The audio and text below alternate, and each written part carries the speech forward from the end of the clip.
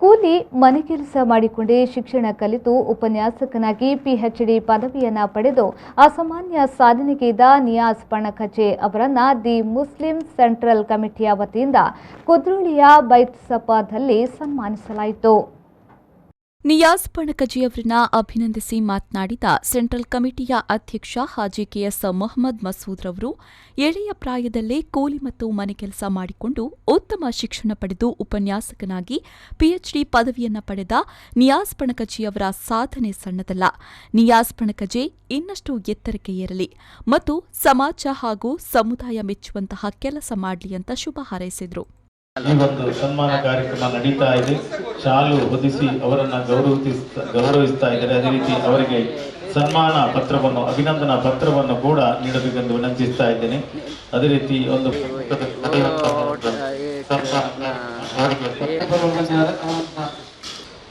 ಬಡ ಕುಟುಂಬದಲ್ಲಿ ಹುಟ್ಟಿ ಜನ ಪಾತ್ರಗಳಷ್ಟೊಂದು ಟಾಯ್ಲೆಟ್ಗೆ ಹೋಗಿ ಇವತ್ತಿಗೂ ಮನಸ್ಸಿನಿಟ್ಟು ನಾನು ಪದವೀಧರನಾಗಿದ್ದೇನೆ, PhD ಮನಸ್ಸನ್ನು ಇಲ್ಲದೆ ಮೊನ್ನೆ ಕೂಲಿ ಕೆಲಸ ಮಾಡಿದ್ದಾರೆ. ಇಂಥ ಮನುಷ್ಯ ಸಮಾಜದಲ್ಲಿರಬೇಕು, ಕಮ್ಯುನಿಟಿ ಅಲ್ಲ, ಇಡೀ ಸಮಾಜದಲ್ಲಿ, ಇಡೀ ನಮ್ಮ ಸಮಾಜದಲ್ಲಿ, ನಮ್ಮ ಹಿಂದೂಸ್ತಾನದಲ್ಲಿ, ನಮ್ಮ ಭಾರತ ದೇಶ ಅಲ್ಲ, ಪರ ಊರಿನವರಿಗೆ ಮಾದರಿ ಆಗಬೇಕು. ಈ ವಿಷಯ ನಾನು ಹೇಳಲಿಕ್ಕೆ ಬಯಸ್ತಾ ಇದ್ದೇನೆ. ಸನ್ಮಾನ ಸ್ವೀಕರಿಸಿ ಮಾತನಾಡಿದ ನಿಯಾಜ್ ಪಣಕಜೆ, ಬಾಲ್ಯದಲ್ಲೇ ನಾನೊಂದು ಗುರಿ ಹಾಕಿದ್ದೆ, ಅದನ್ನ ಈಡೇರಿಸಿದ ಸಂತೋಷ ನನಗಿದೆ. ಆದರೆ ಪಿಎಚ್ಡಿ ಪದವಿ ಪಡೆದನೆಂಬ ಅಹಂಕಾರ ನನಗಿಲ್ಲ. ನನ್ನ ಮಾರ್ಗದರ್ಶಕರು, ಗುರುಗಳ ನೆರವನ್ನ ಸದಾ ಸ್ಮರಿಸುವೆ ಅಂತ ಹೇಳಿದರು. ನಾನು ಒಂದು ಈ PhD ಕೇವಲ ಇಲ್ಲಿಗೆ ಮುಗಿಸಬೇಕಂತ ಇರಲಿಲ್ಲ. ಇನ್ನೂ ಕೂಡ ಮುಂದಿನ ದಿವಸಗಳಲ್ಲಿ ನನಗೊಂದು PDF ಮಾಡಬೇಕು, ಮಂಗಳೂರು ವಿಶ್ವವಿದ್ಯಾಲಯದಲ್ಲಿ ಇನ್ನೂ ಕೂಡ ನಿರ್ವಹಿಸಬೇಕಂತೇಳಿ ನಾನು ನನ್ನ ಹಲವಾರು ಆಸೆಗಳಿದೆ. ಇನ್ನು ಮುಂದಿನ ದಿವಸಗಳಲ್ಲಿ ಇದು ಕೇವಲ ಒಂದು ನಮ್ಮ ಸೊಸೈಟಿ, ಕೋಆಪರೇಟಿವ್ ಸೊಸೈಟಿ, ಸಹಕಾರಿ ಸಂಘಗಳು ನಮ್ಮ ಮುಸ್ಲಿಮರ ಆರ್ಥಿಕ ಮತ್ತು ಸಾಮಾಜಿಕ ಅಭಿವೃದ್ಧಿಯಲ್ಲಿ ಯಾವ ರೀತಿ ಪಾತ್ರ ವಹಿಸ್ತದೆ ಎಂಬ ವಿಷಯದಲ್ಲಿ ನಾನು ಮಾಡಿರುವಂಥ ಒಂದು ಅಧ್ಯಯನ. ಇನ್ನು ಮುಂದಿನ ದಿವಸಗಳಲ್ಲಿ ಇನ್ಶಾ ಅಲ್ಲಾಹ್ ನಮ್ಮ ಜಮಾತ್ ಕಮಿಟಿ ಯಾವ ರೀತಿ ಇರಬೇಕು, ನಮ್ಮ ಮದ್ರಸಾ ಕಮಿಟಿ ಯಾವ ರೀತಿ ಇರಬೇಕು, ಮದ್ರಸಾದ ಸ್ಟ್ರಕ್ಚರ್ ಯಾವ ರೀತಿ ಇರಬೇಕು, ಸೊ ಅದು ಆ ರೀತಿ ಯಾವ ರೀತಿ ಇದ್ದರೆ ನಮ್ಮ ಮುಂದಿನ ದಿವಸಗಳಲ್ಲಿ ಒಂದು ಮದ್ರಸಾ ಒಂದು ಮಾಡರ್ನ್ ಮದ್ರಸಾ ಆಗಿ ಹೊರಹೊಮ್ಮಲಿಕ್ಕೆ ಸಾಧ್ಯವಾಗ್ತದೆ. ಯಾಕೆಂತ ಹೇಳಿದರೆ 2007ರಲ್ಲಿ ಸಾಚಾ ರಿಪೋರ್ಟ್ ಬಂದಿದೆ.